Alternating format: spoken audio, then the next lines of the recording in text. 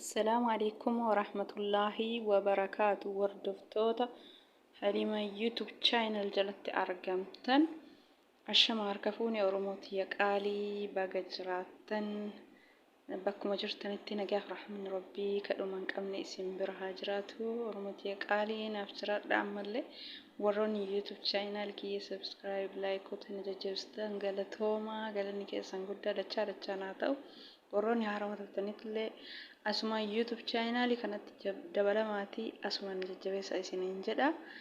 Ayyee Oromoo kiyya viidiyoon kiyya kaarra isinii qabadhee dhufe immoo waa'ee reedii fi haadha manaa reedii addaan bayanii beekan wallaalan xiqqaan guddaan irra dubbatee miidiyaa irra olii gadi oofa. Namni wanta jidduu isaanii seenee jidduu isaanii addaan diigee rabbi isaan irraa haa qabu. Isaan lamaan immoo rabbiin ilmoo isaaniitii jecha walitti haa deebisu. Ilmoon haadha ofii malee hin toltu. Haati biraa hanga feetellee gaarii taatu haga haadha ofii san namaan geettu. Kanaafuu rabbiin ilmoo isaan jidduu jirtu sana laalee isaan lamaan rabbii walitti haa deebisu. Nama bultii namaa diigu rabbiin namarraa haa qabu. Bultiin ilma godhatanii addaan bayan akkaan jabaatti. Ilmoon namaa tun jidduu yaaddofti. Haadhaaf abbaa ofii malee hin toltu. Kanaafuu rabbiin walitti haa deebisu jennaani. Diina jidduu isaanii seenee immoo rabbiin jidduu isaaniitti haa baasu. Dhimma dhiirsaaf niitii ka beeku rabbumaa namni beeku hin jiru. Ka beeku hundi kan walola miidiyaa guuturra oofaa namni dhimma namaa keessa bultii namaa keessa galeetiniin. Kanaafuu dhimma dhiirsaaf niitii sarrabuma beekan waan irraa beeynu hin jiru. Nu wanti jennu rabbuun laafisee ilmoo tanaaf jecha walitti haa deebisuma jenna. Inshaallah ilmoon isii jalaan rakkatin isillee hin rakkatin. Shari'aan akkuma namaa ajajje waa hunda guutuu namaa gootee namni niitii lammataa fuudhuun hin jira. Akka itti fuudhantu jira immoo. Biyyaan baa keessatti biyya waaqaa keessatti namni walii galteen jaartii lamallee godhate rakkoo hin qabu. Sun dhimma abbaati sun nuun galchuu nu hunda kennaa ka dhimma namaa haasofnu. Kanaafuu dhimma namaa keessallee galuun barbaannu nu hundi jennuun ilmoon tun garaa nama nyaatti isilleen garaa nama nyaatti. Kanaafuu rabbiin amrii kulli haa laaffisuu fi abbaan fedha isaati yoo naageette jedhee afurillee fuudhe. San dhimma rakkina isaaniif lamaantu rabbitu beeka. Nu wanti irraa nu beeynu hin jiru xiqqaa guddaan kenna jechuudha. Namni baay'ee miidiyaa irra oofee yoo haasa'u ganamas galgalas dhimma namaa yoo haasa'u akkuma inni jedhe san dhimma kenna lamaan irraan beeytanii dhimma kenna naasayinaa jedheenis yeroo hedduu dubbata. Nu wanti addaan nu baasinu lamaantu beeka. Akkuma sananii wanti isa galateeffadhu haa kabajamu. Ani dhimma niitiiti yaa miidiyaa irra baasee waan jirtu mara haasa'uu hin barbaadu jedha. Akkuma san rabbiin isa haa kabaju. Ilmoo fi niitii isaatitti rabbiin isallee haa deebisu.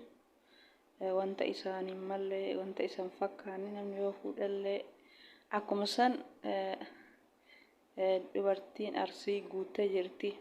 Dirra nama akkanaa kana yoo fuudhallee nama wani nama qir jedhu hin jiru. Xiqqaa gariin kana irra haasaa garii wal dhabbii isaanii haasaa akkaataa itti isaan addaan ba'an isaan lamaan rabbitu beeka. Nu keessa waan hin beekneef miidiyaa irraa argine xiqqaa guddaan kennu waan haasofnu.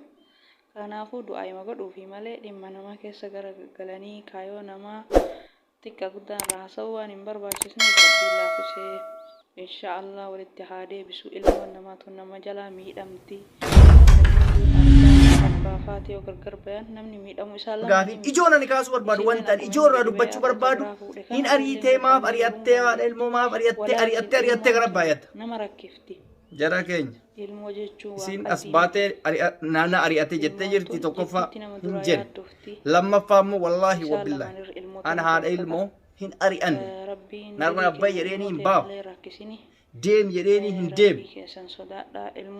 Fedha ofiitiin fedha koo malee jechuudha. Fedha ofiitiin nikaa koo fudhadhu malee jettee nikaa ofii fudhattee fedha ofiitiin deemte osoo ani hin deemin jedhu ilmoo kee bira jiraadhu osoo hin jedhu isii hamtuu godhuufi miti haalli anaaf isin keessa jiru waan waliif nu galchuu dideef kana filatte filannoo ishiiti dimokiraasii waan ta'eef nama tokko immoo dhiibuu hin dandeessu fedha ofiitiin fudhattee deemte nikaa ofii ani hoodhu lakki nikaa kee fudhattu malee yookaan hin barbaadu narraa gadi bahi jedhee dhiibee darbee miti wanti isin haasaa jirtan akka waan an dhiibee darbee akka waan kabiraa fuudheef akkas godhee no miti fedha ofiitiin itti yaaddee anis itti yaaddeerta lakkii dhiisi namatti saasee didamee jennaan lakkii kana furmaanni kiyya wal gadhiisuudha jettee nikaa ofii fudhattee fedha ofiitiin osoon ani fedhin deemtee jechuudha.